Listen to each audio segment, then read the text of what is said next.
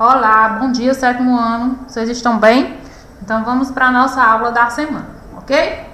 Então, a aula de hoje vem complementar, né, o assunto do capítulo 5 que a gente já estudou na aula 1 e aula 2 do capítulo 5. Hoje nós teremos aí a complementação desse assunto, fechando alguns pontos que tia quer concluir com vocês. E como atividade, vocês terão a trilha do positivo 1. Assim que a aula terminar, vocês já vão ter a trilha liberada. Aí vocês vão lá, resolvem a trilha para te anotar como arguição da atividade de vocês da aula de hoje, certo? Então, é o mesmo assunto, tia, tá voltando? Não, estou concluindo o capítulo 5. Atenção, porque cada capítulo, tia faz a divisão. Expõe para vocês em aula 1 e aula 2, para não ficar muita coisa.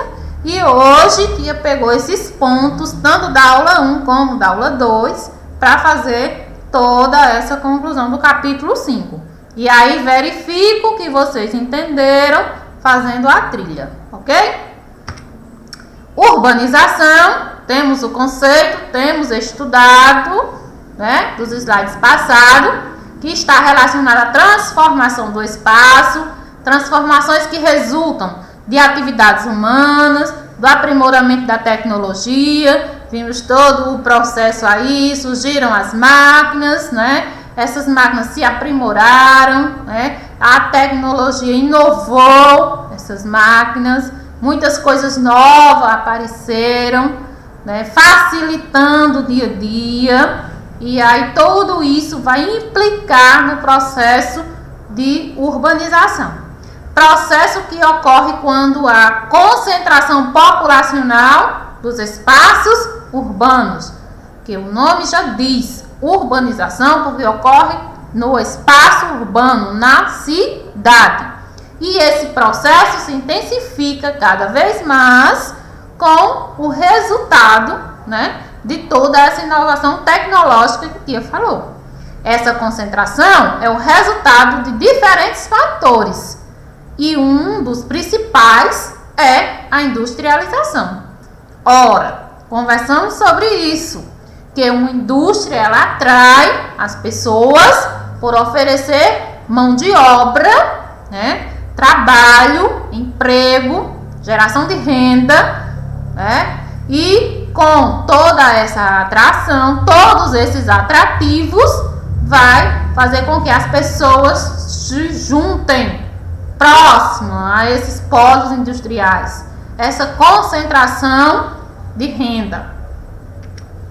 A industrialização, por sua vez, é uma mudança social e econômica que ocorre quando a indústria aumenta a participação das atividades produtivas dos espaços ocupados por ela. Então, mudança social e econômica. Vejam, muda-se o modo de viver, as pessoas refletem no modo de viver das pessoas, as pessoas trabalhando têm sua geração de renda, seu salário digno, porque trabalhou, vai receber e vai arcar com seus compromissos, né? Pagar suas contas, como a gente costuma dizer. Então, tudo isso é uma mudança social e econômica, porque pagando as contas está gerando dinheiro ao comércio, que por sua vez vai crescer e expandir, não é assim? Então, a participação nas atividades produtivas dos espaços ocupados por ela também muda todo o entorno de uma indústria. E o início do século XVIII na Inglaterra, quando começou todo esse processo que chamamos de Revolução Industrial. Lá foi o início de tudo. No Brasil, nosso país, 85% da população brasileira vive na zona urbana.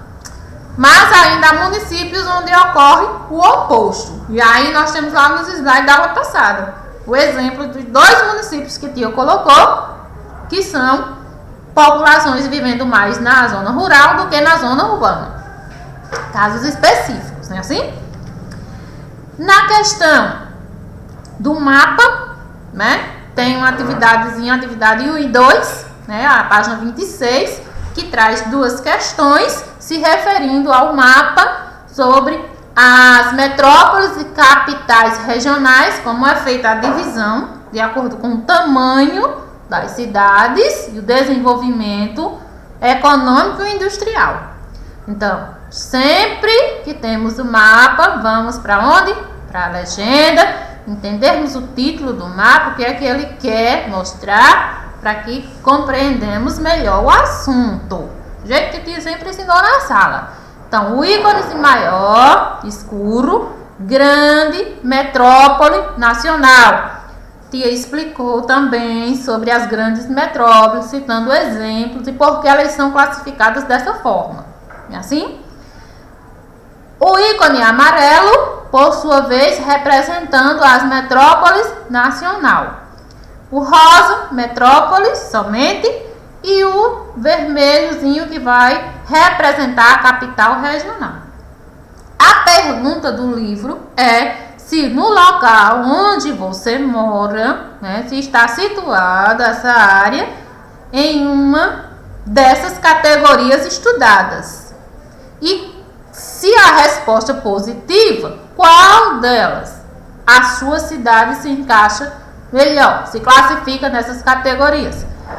Tia já coloca desde já que vocês já completaram aí também, que a resposta é sim, né? Estamos localizados em uma área próxima a uma dessas categorias e no caso a nossa categoria é capital regional. Essa última categoria aqui. Por quê, tia?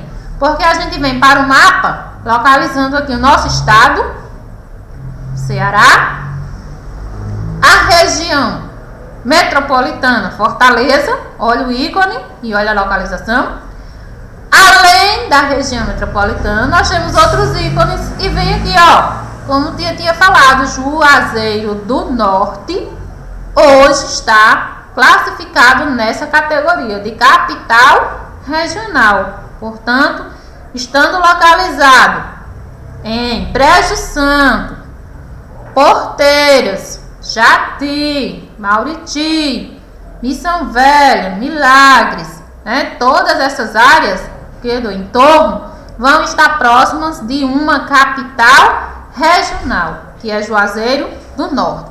E como tia falou com vocês na aula passada, onde se concentram serviços, né, que você não dispõe na sua cidade. E aí vem as indústrias, a prestação de serviço, comércio, né, serviços hospitalares, e aí as cidades vizinhas que precisam, né, utilizar esses serviços se dirigem até a capital regional do seu estado. Na segunda questão, também a outra pergunta, né, as regiões presentes no mapa, que você pode identificar qual região do Brasil é a maior quantidade de metrópoles e capitais regionais. E aí eu venho de novo para o mapa, vou observar os símbolos, a presença desses símbolos no mapa e logo vejo que a resposta é região sudeste e centro-oeste. Olhem aqui a concentração, certo? Ok. Então, passando do processo de industrialização, vamos lá aos problemas urbanos. Nós sabemos que a cidade cresce, ela recebe um contingente de pessoas, essas pessoas que vêm em busca de trabalhar, estudar, né, residir naquele local, e com elas também vai vir alguns problemas, né? Os problemas, eles não desaparecem, eles estão atrelados ao processo, porque são problemas presentes na sociedade, na concentração populacional. Então aí a gente pode ter a questão do desemprego, a favelização, foi bastante explanado nos slides passados, a poluição não vai deixar de ocorrer também, e uma consequência que está dentro dos problemas urbanos que tia não explanou dos slides passados e trouxe hoje, é a questão das ilhas de calor. Além de desemprego, favelização, poluição, ainda temos também o fenômeno das ilhas de calor, certo? Essa imagem está no nosso material, na página 28. Tia colocou aqui porque não tinha sido explanado lá na outra aula, como eu já falei, e hoje vamos conversar um pouquinho sobre as ilhas de calor, né? Outras consequências do crescimento acelerado das cidades brasileiras no século XX foram a grande remoção de áreas verdes, impermeabilização do solo, para fazer o quê? Asfalto e calçadas, o aumento das construções e circulação de veículos. Tais medidas resultaram na formação de ilhas de calor. Então vejam, quais foram os fatores que contribuíram para isso? Ele já começa descrevendo: remoção de áreas verdes, retirou a vegetação para construir, transformar a paisagem, impermeabilização do solo, porque todas as ruas asfaltadas para ficar melhor de você circular, as pessoas, os veículos, não é assim? E com isso o solo perde sua impermeabilização. E o aumento de construções. Então, veja que no centro de uma cidade, sempre, primeira coisa a ser observada são grandes prédios, os arranha-céus, como a gente chama, né? Se concentram no centro urbano, no centro mesmo, onde funciona grande parte dos serviços que a população precisa. Então, esses arranha-céus, muitas vezes atrapalham a circulação do ar e contribuem para a ilha de calor. Então, as áreas dentro das grandes cidades, em razão da ausência de plantas, da cobertura vegetal, sofrem um aumento significativo na temperatura, se comparada a áreas menos centrais. Essa situação pode agravar o desconforto técnico em dias muito quentes. Gente, quando esse fenômeno ocorre, você tem a sensação de que você está praticamente dentro do fogo, né? É uma coisa muito sufocante, porque eles chamam de sensação térmica. Pode estar fazendo 38, 39 graus, mas o seu corpo, você já acha que está nos 40, 41 por aí. Por quê? A sensação de calor é maior do que o que está sendo registrado. Isso é o que chamamos de ilha de calor. E como isso ocorre? Vamos ao desenho. Vejam que aqui está as áreas mais afastadas, como ele diz, ainda tem a presença de alguma vegetação. As casas são mais afastadas uma da outra, não tem presenças de prédios altos. Possivelmente aqui as ruas ainda não foram todas asfaltadas. Ok.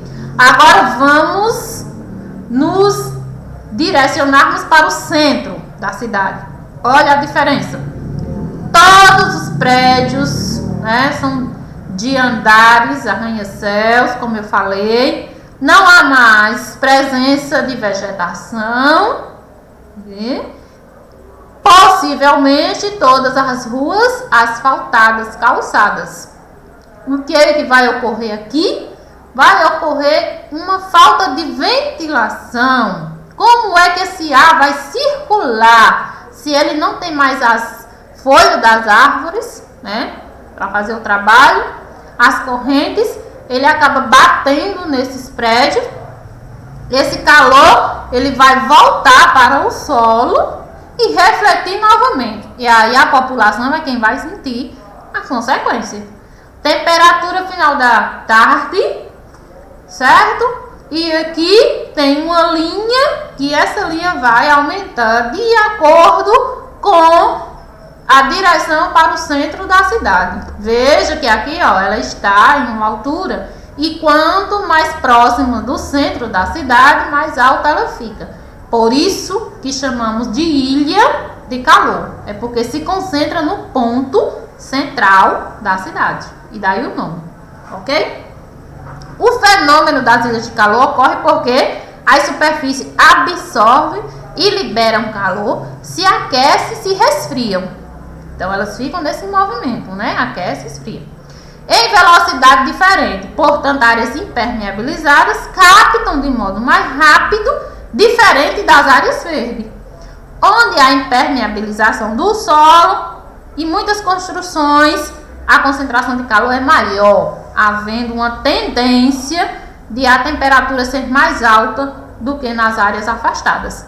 E aí, volto a repetir, quem mora no centro, quem vive no centro, é que presencia esse fenômeno, né? Sensação de muito calor, muito quente, porque realmente aqui fica mais quente no centro do que nas áreas afastadas, certo? Da página 29, eu também tenho umas questões para vocês fazerem a correção, né? Estão todas aqui, o olhar geográfico. Se vocês não conseguiram resolver alguma dessas questões, visualizando o slide agora, vocês vão poder conferir, ok? Qualquer dúvida, tia ainda está à disposição depois da aula para vocês perguntarem, certo? Mas o importante é que vocês entendam e que corrijam essa página. E o ponto 2 da nossa aula foi a questão das indústrias no Brasil, como elas se classificam.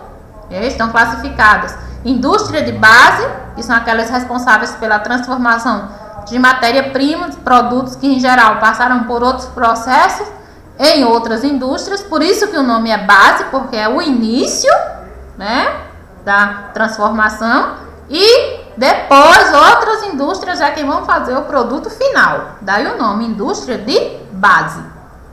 Indústria intermediária ou de bens de capital é aquelas que produzem equipamentos e máquinas e materiais que serão utilizados por outras indústrias, certo? E as indústrias leves ou de bens de consumo, nesse tipo de indústria são produzidos bens que nós consumimos. Nós, consumidores, utilizamos, sendo possível classificá-los, esses bens, em dois tipos: bens de consumo duráveis, um carro, um eletroeletrônico, um eletrodoméstico, e bens de consumo não duráveis, que aí é a questão de alimentos, medicamentos, produtos higiênicos, né, higiene pessoal. Isso são bens de consumo não duráveis. Temos sempre que estar comprando, então não dura muito, né? Usa, utiliza, compra novamente. Já o carro não. O carro você compra um carro e você passa 5, 6 anos, 10 anos até possuindo aquele carro. Então eu classifico como um bem de consumo durável. Enquanto países asiáticos investiram em plataformas de exportação, no caso da China, né, o foco é produzir para vender no mercado externo, o Brasil fez o contrário. O Brasil fez o caminho contrário. Quando a indústria foi implantada no Brasil, o foco é produzir internamente o que antes precisava comprar de outros países. E aí, esse período ficou conhecido como substituição de importações. O país pensou: eu mesmo posso produzir, então eu não preciso estar comprando ao outro país, eu mesmo vou fazer o produto. Entenderam? Agora uma perguntinha básica: na nossa cidade tem indústria? Tem, eu sei que vocês já sabem qual é aí, né? Cite uma indústria da nossa cidade e classifique essa indústria. Ela está na categoria de indústria de base, intermediária ou leve? Sendo a indústria que você pensou e respondeu aí, me diga se ela produz bens de consumo durável ou não durável. Tia, se eu disser que na cidade de Brejo Santo possui uma fábrica de calçados, é uma indústria? Sim. Agora você vai analisar a fábrica de calçados da nossa cidade e vai classificar ela de acordo com a categoria que a tia já explicou e o que ela produz, se ela é do ramo dos bens de consumo duráveis ou não duráveis. E eu sei que vocês já responderam porque vocês entenderam bem direito, certo?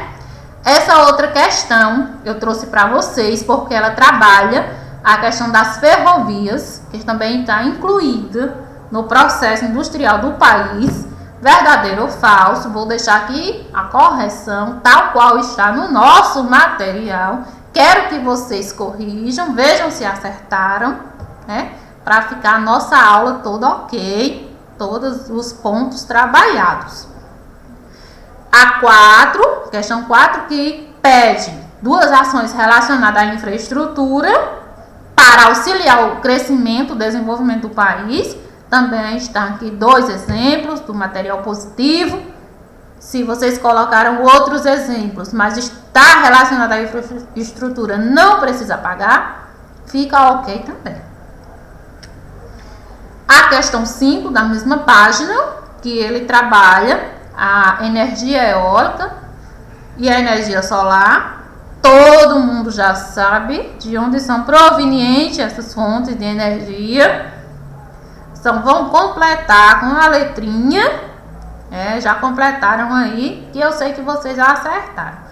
E de eólica, S de solar e H de hidrelétrica. Acertaram todos, porque todas essas fontes foram estudadas.